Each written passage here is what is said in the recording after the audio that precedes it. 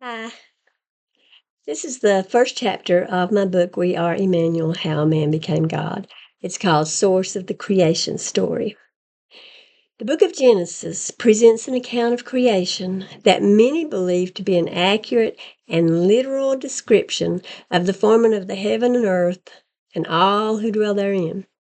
This storyline certainly was passed down within the Hebrew nation as a communication of their source and establishment. But from where did the tale originate? My son, Seth Collins, who is an anthropologist, shared the following with me. I think, and I believe they thought the same, that the Genesis creation account is nothing more than an early hodgepodge of ancient oral stories and traditions, never intended to be taken literally or, by the time they were written down, even necessarily taken seriously. It was nothing more than finally writing down fables they had been telling for generations so that the stories could be preserved. I don't think even at the time they wrote it down that they believed it to be inspired or accurate. That's the end of the quote. Now, the Babylonians promulgated a similar creation record that pre-existed the Hebrew one. Eric H. Klein wrote that other tales from the area have striking similarities to the ones in Genesis, the most famous being the Enuma Elish, when on high, which some refer to as the Babylonian Genesis because of the biblical parallels. This story is hundreds of years older than the Bible. Klein noted that Mesopotamia had a big impact on the stories that came to us from Israel. For instance, Hammurabi's law code commands an eye for an eye and a tooth for a tooth. Yes, long before we read this in the Bible. These stories seem to have been passed down from the Sumerians, then the Babylonians, then the Assyrians, then those living in the Ugaritic and Canaan, and finally to the Israelites, which is how they ended up in our Bible. The Babylonian origins account refers to multiple gods and is, according to Dr. Jeffrey L. Vaughn, a political document to show why Babylon has the authority to dominate the world. However, the events of creation contained in it are analogous to those of the first chapter of Genesis, although the Hebrew Bible, according to a Catholic website, provides something of significance that the Enuma Elish does not. The biblical Genesis expresses the idea that the God of the Bible wants a relationship with humans, while the Enuma Elish states that the gods made humans to do their bidding. And the biblical Genesis presents a God who gives man free will, while the Enuma Elish states that the burdens of the gods were imposed upon man. Now, one might argue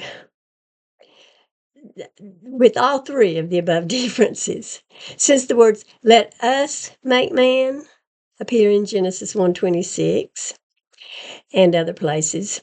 It talks about us in other places. The Hebrew God definitely demanded obedience, and disobedience received a severe punishment. Others living in the area where the early Hebrews lived also have a chronicle of origins that resembles the Hebrew and Babylonian stories. The Egyptian papyrus Insinger, for instance, notes that God created light and darkness, in which is every creature. And as the primal sea is an adversary in the Bible, it is personified by Namu in Sumer and by Nun in Egypt, and is perceived in an adversarial role. Mellison Allen presented a list of 10 ways that the Bible was influenced by religions other than Judaism and Christianity. Now, among those are the following. 1, the Avesta, which is the Persian scriptures of the Zoroastrians, dating back as far as the 10th century BCE, relates to the tale of Ormuzd, who created everything in 6 days, and then, as in the biblical account, rested on the 7th day. The 2 humans created were called Adama and Eva. Number 2, the Epic of Gilgamesh, which is about a man called Enkidu, states that Enkidu was created by a god from the earth, just as Adam and Eve supposedly were.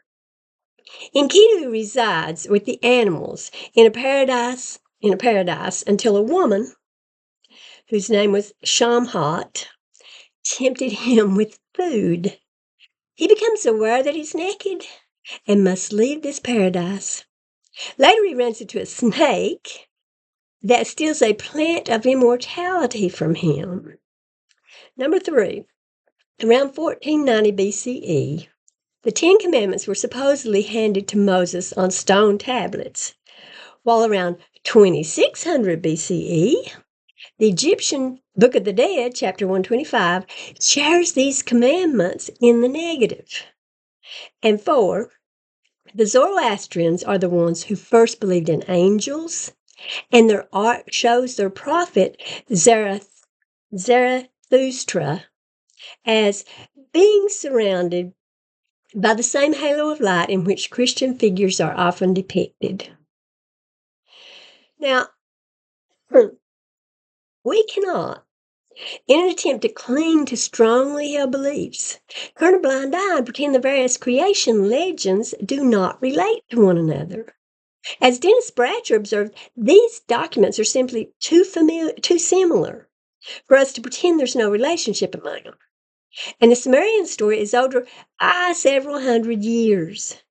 These myths were pervasive in the Middle East, and they draw from one another and have a common background. The stories we've inherited from those who came before us reflect the mindset of the ancients as they attempted to grapple with their own theological issues and curiosity about their origin.